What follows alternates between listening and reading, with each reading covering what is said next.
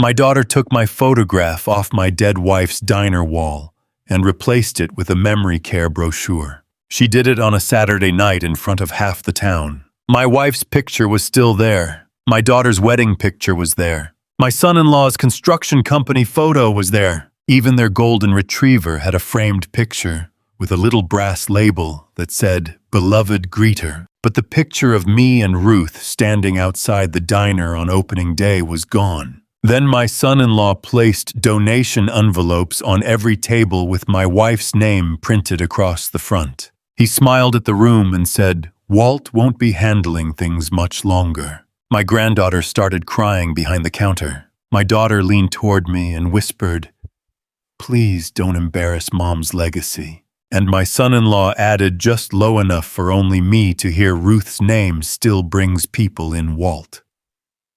"You don't."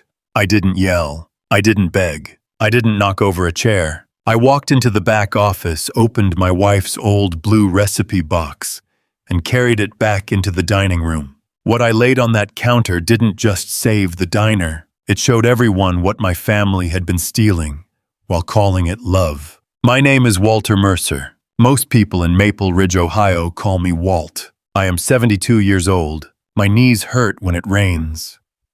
I sometimes forget where I put my reading glasses. I fall asleep with the TV on and wake up to infomercials about kitchen knives.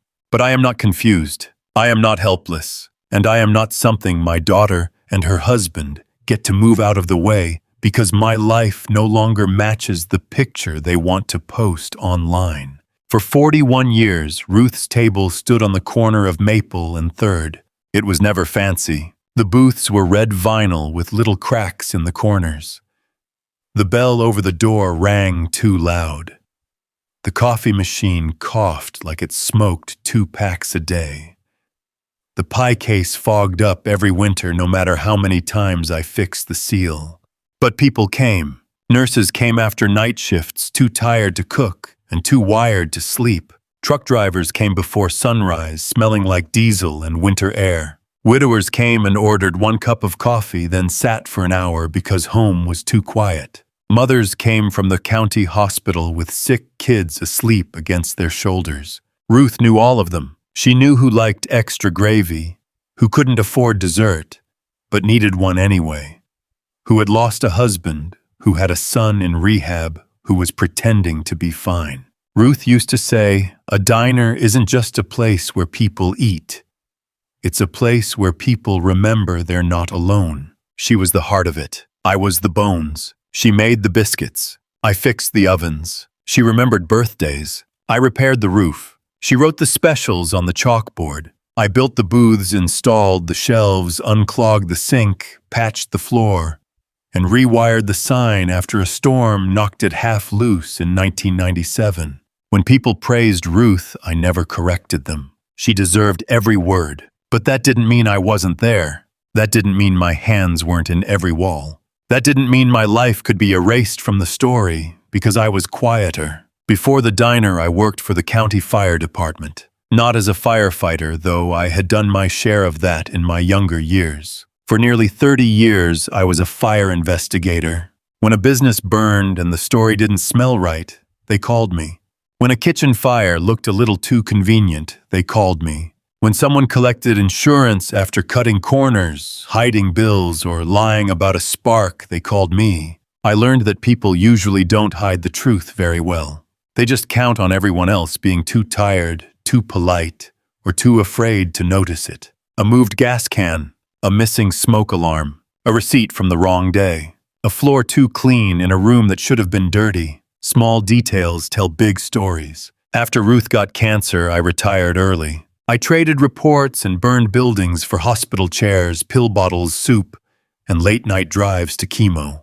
I would have traded anything for more time with her. When she died, I thought the hardest part of my life was behind me. I was wrong. Grief is not always the thing that breaks a man. Sometimes it is what people do to him after the funeral when they think his heart is too tired to fight back. My daughter Lauren was Ruth's only child. When Ruth died, Lauren cried so hard at the funeral that I thought sorrow might make us close again.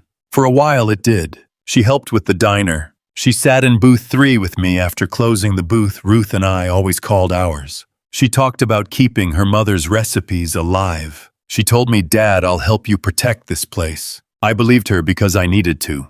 That was my first mistake. My second mistake was trusting her husband. Derek Cole ran a small renovation company called Cole Kitchen and Bath. On Facebook, Derek looked like the kind of man every small town loves. Clean work shirt, rolled up sleeves, blueprints under one arm, pictures of himself shaking hands with customers, captions like, "Building dreams for local families." In real life, Derek was always one unpaid invoice away from disaster and one big promise away from getting somebody else to pay for it. He spoke gently in public. He called older women ma'am. He carried folding chairs at church. He put his arm around Lauren whenever someone had a camera out. But when no one important was watching, his voice changed. People were either useful broken or in his way. I was all three. Derek's great dream was the Mill House. The Mill House was an abandoned bowling alley on Route 9. The sign had been dead for years. The parking lot had weeds growing through the cracks. The roof leaked. Teenagers used to dare each other to throw rocks at the boarded-up windows. Derek looked at that old building and saw wedding money. Rustic events, he said. Exposed brick Edison bulbs, rehearsal dinners, Sunday brunches, bridal showers. Maple Ridge needs a venue. Lauren loved the idea, not because she understood permits, plumbing, fire systems, or commercial kitchens. She loved how it sounded. Lauren Cole, co-owner of the Mill House. Ribbon cuttings, pictures in the local paper, a reason to stop being Ruth's daughter and become someone people congratulated. So when Derek asked to use the storage garage behind Ruth's table, I said yes. Just until he gets on his feet, Lauren told me. That was 7 years ago. Derek never got on his feet. He just learned how to stand on mine. At first it was a few tools, then paint cans, then cabinet doors, then stacks of tile, then his work truck blocking our delivery entrance, then his workers using our bathroom, our dumpster, our coffee, and our back hallway. Like the diner was part of his company. Whenever I complained, Lauren would sigh. "Dad, don't be difficult. He's trying to build something." That became the family rule. Derek was always building something, and I was always in the way. Thanksgiving was when they first tried to make it official. Lauren hosted that year at her split-level house on Rosewood Lane. She had painted the kitchen cabinets white, hung eucalyptus over the doorway, and placed little name cards at every seat. Mine was at the folding table near the kitchen entrance. Not with the adults, not exactly with the kids. Somewhere in between, like an old suitcase nobody knew where to put. My 14-year-old granddaughter Emma noticed immediately. She picked up her plate and moved beside me. Lauren saw her and frowned. "Emma, honey, you're supposed to sit with your cousins." Emma looked at her mother, then at me. "I'm fine here." That girl had Ruth's eyes, soft until something was wrong, then suddenly sharp enough to cut twine. Derek stood at the head of the table carving turkey like he was hosting a television special. He talked about the Mill House for 20 minutes. "The brides love the exposed brick," he said. "Once the fire suppression system passes inspection and the kitchen is finished, we're booked solid. This place is going to change everything." My brother-in-law asked, "Is the financing all set?" Derek's knife paused for half a second. Not long, but long enough. Then he smiled. "Basically, just waiting on a few moving pieces." I knew that sentence. In my old line of work, moving pieces usually meant bills somebody didn't want to talk about. Lauren raised her glass. "To new beginnings." Everyone drank. I didn't. Halfway through dessert, Derek pulled a glossy brochure from a folder and placed it beside my pumpkin pie. Maple Grove Senior Living, memory care, assisted meals, secure gardens, a smiling old man sitting on a bench looking at flowers like he had no idea where he was. My fork stopped. Lauren put her hand over mine. I gently moved my hand away. "Dad," she said, using the soft voice people use when they want witnesses to think they are kind, "we need to talk about the next step." "What next step?" Derek answered before she could. "The safe one." The room went quiet. Emma's face went pale. Lauren looked around the table, gathering courage from other people's silence. You've been forgetting things, she said. Like what? You got lost at Walmart last month. I was in the garden section. For 40 minutes. They had mums on sale. A few cousins laughed nervously. Derek didn't. You leave lights on at the diner, he said. I own the diner. You repeat stories. So do you, I said. Yours just have bigger numbers. Emma covered her mouth. Derek's eyes hardened. Lauren leaned closer. Dad, please don't make this harder than it needs to be. What does that mean? It means, Derek said, folding his hands like a pastor about to ask for money, Lauren should probably be added to your accounts, just so bills don't fall through the cracks. There it was, a care plan with a checkbook hidden inside. I looked at my daughter. Is that what you want? Lauren's eyes flickered. Then she said, it's what Mom would want. That hurt more than the brochure. Not because it was true, because she knew it wasn't. Ruth had been gentle, but she was not stupid. Ruth would have fed a hungry stranger before she bought herself a coat. But she would have thrown Derek out of her kitchen with a wooden spoon if she had heard him talk to me that way. I folded the brochure and placed it beside my untouched pie. Number. Derek blinked. Lauren stiffened. I said it again. Number. Derek leaned back and smiled. Not a warm smile, a warning. You might want to be careful, Walt. Stubbornness doesn't look good in front of people. I stood up. The chair legs scraped against the floor. Then stop watching. I drove home alone. No one followed. No one called that night. At 2 a.m, I sat in booth 3 in the dark diner and looked at Ruth's picture above the register. I could still hear her in that building. Not like a ghost, like memory. She used to hum while rolling biscuits. She used to tap the counter twice before pouring coffee like she was waking the cup up. She used to call every lonely person honey, and somehow it sounded like a blanket. I looked around the diner and realized something that made me ashamed. For years I had protected the building, but I had stopped protecting myself inside it. A week later, Derek came to see me. He didn't come upstairs to my apartment. He never liked my apartment above the diner. It was too small, too plain, too full of Ruth. He stood in the kitchen tapping his truck keys against the stainless steel counter. I'll get right to it, he said. The mill house needs a little help. How little? 80,000. I wiped the counter slowly. Number. You haven't heard the terms? I heard 80,000. That was enough. His jaw tightened. It's not a gift. It's an investment. Number. 6 months, Walt. I can turn 80 into 120. Easy. Number. He stepped closer. You have money just sitting there. My money is not sitting. It's waiting for me to need it. For what? Oatmeal doctor visits new slippers. I looked at him then. Really looked. There was sweat at his hairline even though it was December. His wedding ring clicked against his keys. His smile was too tight. You're in trouble, I said. His face changed. Just for a second. You don't know anything about my business. I know what desperation sounds like. The mask slipped. You old people are all the same, he hissed. You sit on paid-off property savings accounts, old insurance money, and you call it wisdom while your family struggles. My family is not struggling, I said.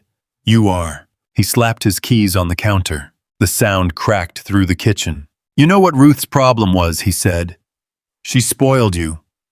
This town treats you like some saint because you poured coffee and fixed booths. But you're selfish. You'd rather watch your daughter's future die than write one check. I folded the towel. Get out of my kitchen. He laughed. Your kitchen. He looked around, smiling, like he could already see the place without me in it. Not for long. 3 nights later, I had chest pain. Not the dramatic kind you see in movies. No falling to the floor. No clutching at my shirt. Just pressure beneath my ribs and a strange coldness down my left arm. My doctor had warned me after my bypass. Don't negotiate with chest pain, Walt. Call someone. So I called Lauren. She answered after 6 rings. Dad, I'm sorry to wake you, I said. I'm having some chest pressure. I think I should get checked. Silence. Then a sigh. Not fear, not concern. A sigh. Dad, it's almost 2 a.m. I know. Can't you call an ambulance? I don't think it's that bad. I just need a ride. I heard Derek in the background. Lauren covered the phone, but not well. Then she came back. Derek has a contractor meeting at 7. I have inventory tomorrow. I really can't do this right now. I sat in the dark with the phone against my ear. My daughter said, "Take aspirin. Call 911 if it gets worse." Then she hung up. I called Mrs. Alvarez from the laundromat next door. She arrived in 8 minutes wearing a winter coat over pajamas and slippers. She drove me to the ER, sat with me in the waiting room, and argued with a nurse until they took me back. It was stress-related angina. Nothing permanent. That was what the doctor said. But something permanent happened anyway. By 5:30 in this morning, Mrs. Alvarez drove me home. As we passed the diner, I saw Derek's truck backed up to my storage garage. He and one of his workers were loading cedar planks. My cedar planks. The ones I bought to repair booth seats. I didn't say anything. Mrs. Alvarez did. "Walt," she said softly, "how long are you going to let them eat you alive?" I had no answer. That afternoon, Lauren posted on Facebook, "Please keep my dad in your prayers. We're noticing more confusion and resistance lately. Caring for an aging parent is heartbreaking, especially when they don't understand. You're only trying to help." There were comments, "You're such a good daughter. This season is so hard. Sometimes parents become like children again." Praying he accepts help before something bad happens. I read everyone. Then I turned off my phone. There is a special kind of loneliness that comes when your own child tells the world a version of you that makes strangers pity her instead of asking what she has done to you. I thought about responding. I thought about writing, "Your good daughter left me to find my own ride to the ER at 2 in the morning." But I didn't. Not yet. People like Derek counted on old people getting emotional. They wanted me angry. They wanted me shaking. They wanted me to look like the story they were telling, so I stayed quiet. But I stopped being asleep. The next morning I went into the back office. Derek thought that room was storage. Lauren thought I kept old menus there. Neither of them knew about the locked cabinet under the floor. Ruth made me install it after the diner was robbed in 1996. Back then, somebody broke in after closing and stole the tip jar, a stack of blank checks, and 2 lemon meringue pies. Ruth was angrier about the pies. I opened the cabinet. Inside were old files. Not revenge, not weapons, just truth. I started with the Ruth Mercer Community Meal Fund. It was not a fancy charity. No boardroom, no gala, no glossy website. Just a local account Ruth and I created after cancer taught us how expensive being sick can become. The fund paid for meals, gas cards, groceries, and hospital parking for families who were already drowning. Ruth used to write the envelopes herself at our kitchen table. Sometimes she prayed over them before mailing them. She said nobody should have to choose between chemo and supper. After she died, I let Lauren help manage the fund. I thought it would keep her close to her mother's heart. The account should have had a little over $118,000. It had $9,430. I stared at the number. Then I looked at the withdrawals. $6,200 to Cole Kitchen and Bath. Memo Facility Consultation. $12,000 to Millhouse Events, LLC. Memo Catering Deposit. $4,800 to Senior Wellness Solutions. Memo Cognitive Transition Assessment. $3,900 to Lauren Cole. Memo Administrative Reimbursement. Again.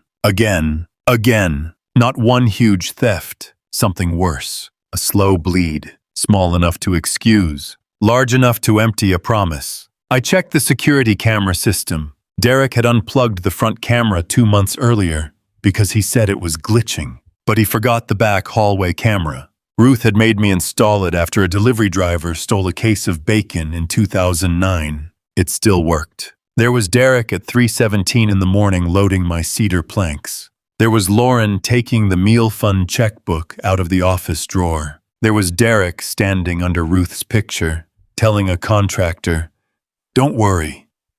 The old man won't be here much longer." I watched that clip 3 times. Not because I needed proof, because I needed to stop making excuses. Then I opened Ruth's blue recipe box. It was scratched at the corners. The little metal latch stuck unless you pressed it just right. On the lid, Ruth had taped a label years ago. Ruth's Best. Inside were recipe cards. Peach cobbler, chicken pot pie, buttermilk biscuits, the apple cake she only made when someone had died or when someone needed forgiving. Under the cards were other things, copies of donation records, old banknotes, passwords Ruth insisted I write down because a man who hides everything in his head leaves his wife cussing in the kitchen, and one envelope with my name on it. Walt, when you're ready. I had only read it once after she died. That morning I read it again. Her handwriting was shaky from treatment. Don't let Lauren confuse your love with permission. She has a good heart, but she follows comfort too easily. If I'm not there, promise me the diner stays a table, not a trophy. Feed people. Don't let anyone use my name to make themselves look better. I sat there until my coffee went cold. Then I called Marcia Bell. Marcia had been a county elder services investigator before she retired. She was the kind of woman who could make a liar sweat by saying good morning. When she answered, she said, Walt Mercer. Either somebody died or somebody lied. Both in a way. I told her everything. The Thanksgiving brochure, the Facebook post, the money, the memory care plan, the missing funds. She listened without interrupting. When I finished, she said, do they have someone saying you're incompetent? Senior Wellness Solutions. Marcia made a sound like she had bitten into spoiled milk. That place again. You know them. They write soft little reports for families who want a clean way to move an elder out. Not always illegal. Almost always ugly. The report cost $4,800. Who paid? Ruth's meal fund. Silence. Then Marcia said, Walt, listen carefully. Don't warn them. Don't shout. Don't threaten. I wasn't planning to. Good. People like this count on old people getting emotional. They want you angry. They want you shaky. They want you to prove their story. What do? You show up calm. You bring the truth. And you let them meet the man they forgot. A week later, Lauren invited me to a small event at the diner. She said it was to honor Ruth. That got me there. It always would. But this time I didn't arrive empty-handed. I put Ruth's recipe box under the counter before anyone showed up. Then I waited.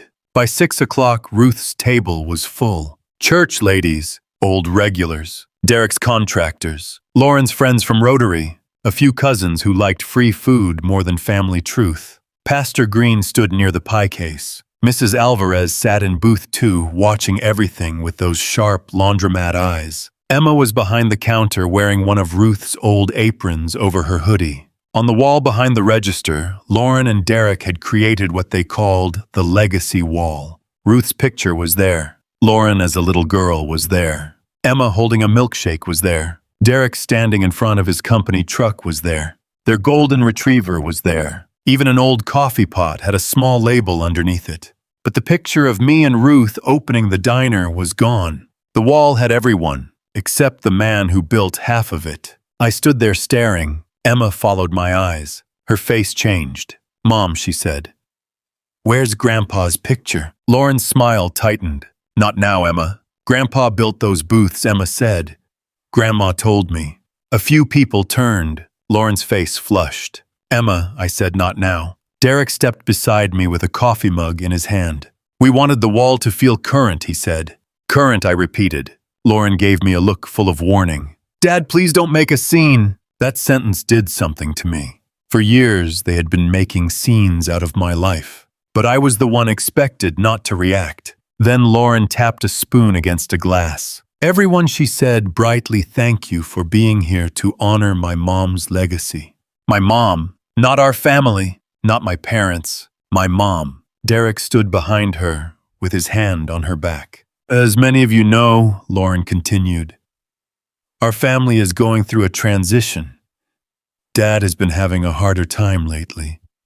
We're helping him move toward a safer living arrangement soon. Emma whispered no. Lauren ignored her. And as that happens, Derek and I will be guiding Ruth's table into a new chapter. A few people clapped softly. Not many. Then I saw the side table. Memory care brochures. Donation envelopes. The Ruth Mercer Community Meal Fund. Managed by Lauren and Derek Cole, my wife's name. Their hands, my erasure. Lauren kept speaking. Mom was the heart of this place. People came for her, and we want to make sure her legacy doesn't get trapped in the past. She looked at me when she said that. Trapped in the past. Derek leaned close to my ear. If you love Ruth, don't humiliate her tonight. I turned my head slowly. He smiled. Then he whispered the sentence I will never forget. Ruth's name still brings people in, Walt. You don't. That was the last small death of my silence. I stepped away from him and walked behind the counter. Lauren stopped speaking. Dad. I reached under the register and pulled out Ruth's blue recipe box. The room went quiet. Lauren's face went pale. She knew that box. When she was little, Ruth kept birthday candles in it. When she was a teenager, Ruth kept emergency cash in it. When Ruth got sick, she kept prayer cards in it. I set it on the counter. The metal bottom made a small, hard sound. Before anyone puts money in those envelopes, I said, I think you deserve to know where the last donations went. Derek's smile disappeared. Lauren whispered, Dad, don't. I looked at her. You told me not to embarrass your mother's legacy, so let's protect it. Nobody moved. Even the coffee machine seemed to quiet itself. I opened the recipe box. First, I took out the old opening day photo. Me and Ruth standing outside the diner in 1984. Younger, tired, proud. Ruth was holding a pie. I was holding a paintbrush. The sign behind us was still wet. I held it up. This is the picture they took off the wall. Emma covered her mouth. Mrs. Alvarez shook her head slowly. I placed the photo on the counter. Then I picked up one of the donation envelopes from the side table. Ruth started this fund because cancer showed us how many families were hungry in waiting rooms. She wrote envelopes by hand at our kitchen table. I looked at Lauren. She did not start it so your husband could pay contractors. Lauren's face crumpled. Derek stepped forward. That is completely inappropriate. I took out the first check copy. $6,200. Cole Kitchen and Bath. Facility consultation. I placed it beside the photo. Then the second. $12,000. Millhouse Events, LLC. Catering deposit. Then the third. $4,800. Senior Wellness Solutions. Cognitive Transition Assessment. I placed them in a neat row. 3 little pieces of paper. 3 knives. Derek laughed once. Forced. Ugly. Walt is confused. This is exactly what we've been trying to tell everyone. I nodded. I thought you might say that. I reached back into the recipe box and took out a printed image from the back hallway camera. Derek at 3:17 in the morning, loading my cedar planks into his truck. Then another. Lauren taking the meal fund checkbook out of the office drawer. Then another. Derek under Ruth's picture speaking to a contractor. I turned toward Pastor Green. Pastor, would you read what the camera audio picked up? Pastor Green looked like he wanted to be anywhere else, but he took the paper. His voice was quiet. Don't worry. The old man won't be here much longer. The diner went completely silent. Derek's face turned red. That's taken out of context. Mrs. Alvarez spoke from booth 2. What context makes that better? A few people murmured. Lauren looked at Derek. You said that. Derek turned on her. Oh, don't act shocked. You wanted him moved out too.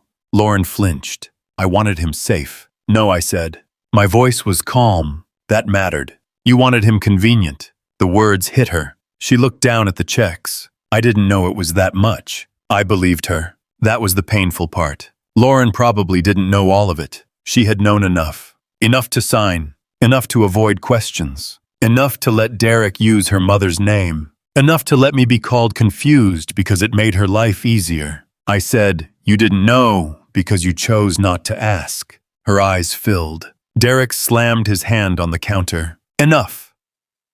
Everybody here needs to stop pretending Walt is some innocent victim. He had the money. He had the building. He had the garage. He could have helped us.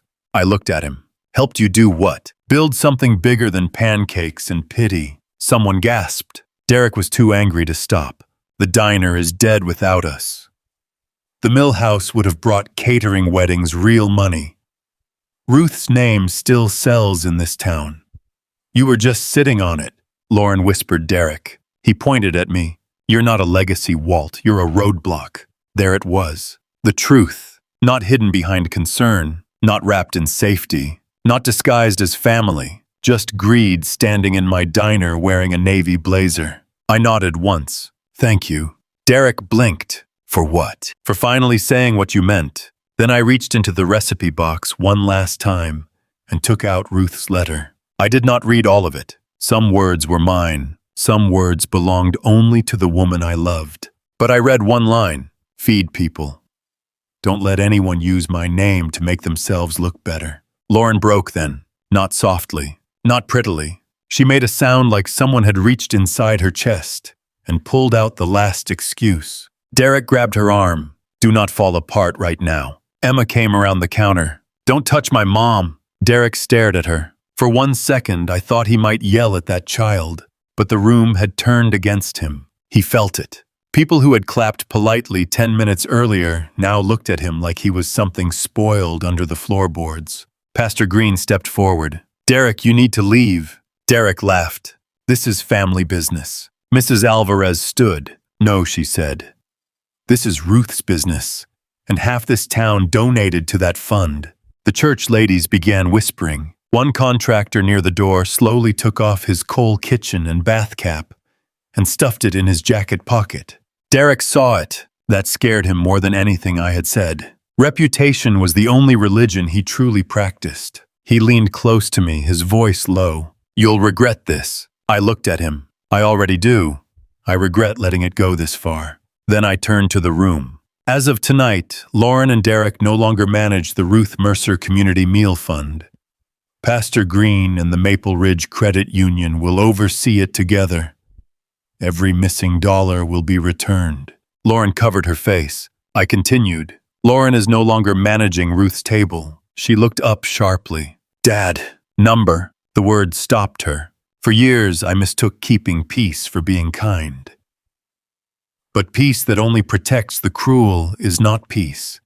It is surrender. I looked at Derek, and Derek, your company has 30 days to leave my garage. His mouth opened. The garage is part of my operation. It was part of my generosity. That arrangement is over. He stepped back like I had struck him. Maybe in a way I had. Not with my hand. With the one thing he had never expected from me. A boundary. The county review meeting happened 3 days later. Compared to the diner, it was almost quiet. A beige room. A tired clock. A woman named Patricia Hanley looking over Lauren's request for emergency guardianship. Lauren wore a cream sweater and no makeup. Derek wore a navy blazer and a smile that no longer fit his face. Beside me sat Marcia Bell. Judge Hanley opened the folder. We're here regarding the emergency guardianship request for Walter Mercer. Then she looked up. Her eyes landed on me. She paused. Mr. Mercer, I nodded. Good morning, Judge Hanley. She took off her glasses. Captain Mercer. The room shifted. Derek frowned. Lauren looked confused. Judge Hanley leaned back. My father's hardware store fire, she said quietly. 1998. Everyone thought he burned it for insurance. You proved the furnace valve failed. I remember your father, I said. He kept your report in his desk until the day he died. She looked back at Lauren's folder, then at Derek. Her voice changed.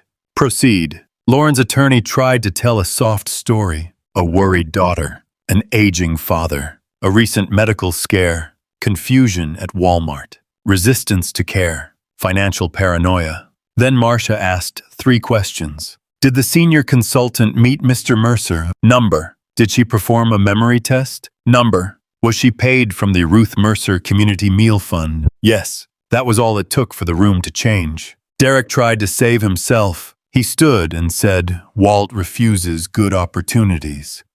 I offered him a guaranteed investment in the mill house, and he couldn't understand it. Judge Hanley looked at him. How much money did you ask him for? Derek hesitated. 80,000. Marcia's voice was gentle. You believed Mr. Mercer was too mentally confused to manage money, but you asked him for $80,000. Derek's face reddened. That was different. How? It was for the family. There it was again. His whole soul in 4 words. Judge Hanley denied the guardianship request before noon. She said there was no credible medical evidence. She said the financial concerns ran in the opposite direction. She said elder services would review the matter. But I only heard one thing. I was not crazy. I was not helpless. And I was not going anywhere. Outside the building, Lauren tried to speak to me. Dad. I stopped beside my truck. She looked smaller than she had at Thanksgiving. I'm sorry. I looked at her. I know. Hope flickered in her face. Then I said, but sorry is not payment. Her face collapsed. I drove back to the diner with Emma beside me. Halfway there, she opened her backpack and pulled out the cracked frame from the legacy wall. The opening day photo. Me and Ruth. The corner of the frame was broken. I saved it, Emma whispered, before Derek could throw it away. I held it in my lap like she had handed me Ruth's hand. That was when I cried. Not at Thanksgiving. Not in the ER. Not in front of the town. In my old green truck, with my granddaughter beside me holding proof that somebody still remembered me. The next few months were not clean. Stories like this never end with one good speech and a sunrise. Derek blamed me online. Then he deleted the post when people started asking about the meal fund. His contractors came for him. Suppliers wanted payment. Customers started posting pictures of unfinished kitchens. The mill house died behind a chain-link fence with a faded banner that still said opening spring. Coal kitchen and bath folded by April. The garage behind this diner was emptied in 2 angry weekends. Derek left behind broken tile, dried paint, and a wall full of measurements written in permanent marker. Mrs. Alvarez's nephew painted over every one. Lauren had to pay back the fund. Not all at once. She didn't have it. She sold her SUV. She sold jewelry. She took a second job doing billing at a dental office. The county did not send her to jail. Maybe some people think they should have. Instead, she entered a restitution agreement and was assigned community service at Maple Grove Senior Living. The same place from the brochure. Every Saturday morning, my daughter served breakfast in the memory care wing. She tied bibs around people who could not remember their own children. She answered the same question 12 times. She cleaned spilled coffee, changed sheets, and learned what real confusion looked like. She learned that dementia is not a word you throw at a parent because you want control of a building. Life chose a better sentence than any judge could have. As for me, I reopened Ruth's table properly. No modern concept. No wedding venue catering dream. No Derek. We fixed the booths. We repaired the bell over the door. We put Ruth's picture back above the register. Beside it, Emma hung the photo of me and Ruth from opening day. Under it, she made a small brass label. Walter and Ruth Mercer built this table together. I told her it was too much. She told me to hush. Teenagers can be rude in healing ways. The first morning we reopened the line reached the sidewalk. Nurses came. Truck drivers came. Church ladies came pretending they didn't want gossip with their pancakes. Mrs. Hanley came with her father, who still remembered the hardware store fire, and shook my hand with both of his. Someone left a note on the counter. Thank you for staying. I kept that note in Ruth's recipe box. 6 months later, Lauren came before opening. It was still dark outside. I was in the kitchen rolling biscuit dough the way Ruth taught me. Lauren stood in the doorway wearing her Maple Grove volunteer smock. Her hair was pulled back. Her hands were dry and red from sanitizer. There were shadows under her eyes. She looked older, not ruined, awake. Can I come in? She asked. It's a public diner. She flinched. I did not soften it. She stepped inside. For a while, neither of us spoke. Then she said, there's a woman at Maple Grove named June. I kept cutting biscuits. Every Saturday, she thinks I'm her sister. She asks why her mother hasn't visited. I answer. 5 minutes later, she asks again. Lauren's voice broke. I didn't know what I was saying about you. No, I said. You didn't. She wiped her face. Derek made everything feel urgent. Like if I didn't help him, I was betraying my marriage. Like you were selfish for not sacrificing more. I placed the biscuits on the tray. Derek opened the door. You walked through it. She nodded. I know. That was new. Before, Lauren always had a reason. That morning she had truth. She looked toward this dining room. I took you off the wall. Yes. I let him use Mom's name. Yes. I signed the checks. Yes. She covered her mouth. I'm sorry, Dad. For years I had imagined those words would heal everything. They didn't. An apology is not a time machine. It cannot put you back in the chair where your family should have saved you a seat. It cannot erase the night your child sighed when you called with chest pain. It cannot restore the years you spent being treated like a problem in your own life. But an apology can be a first brick, if the person is willing to build. I walked to the office and came back with an envelope. Her face changed when she saw it. Fear. This is not money, I said. She opened it. Inside was her restitution schedule, a bus pass, and a handwritten list of shifts Mrs. Alvarez needed covered. Lauren stared at it. You'd let me work here. I'll let you earn here. Her tears fell onto the paper. You don't have to trust me. I don't. She nodded. But I'm willing to watch what you do next. For the first time, she did not ask me to rescue her from the consequences. She simply said, okay. She showed up the next Monday at 5:30 in the morning. Mrs. Alvarez made her clean the grease trap. Ruth would have approved. Derek left town that summer. I heard he moved to Indiana and started calling himself a project consultant. Men like Derek rarely change. They just find new rooms where nobody knows the old story. But I changed. That matters more. I stopped confusing silence with kindness. I stopped letting guilt make decisions. I stopped believing that being a father meant allowing my child to disrespect the life her mother and I built. I still love Lauren. Some people won't understand that. They think boundaries mean love is gone. They are wrong. Boundaries are what keep love from turning into self-destruction. I love my daughter enough to let her face what she did. I love my granddaughter enough to show her that family history should not be rewritten by whoever speaks the loudest. And I love Ruth enough to protect the table we built. Legacy is not a photo on a wall. It is not a diner sign, a bank account, a donation envelope, or an old recipe box.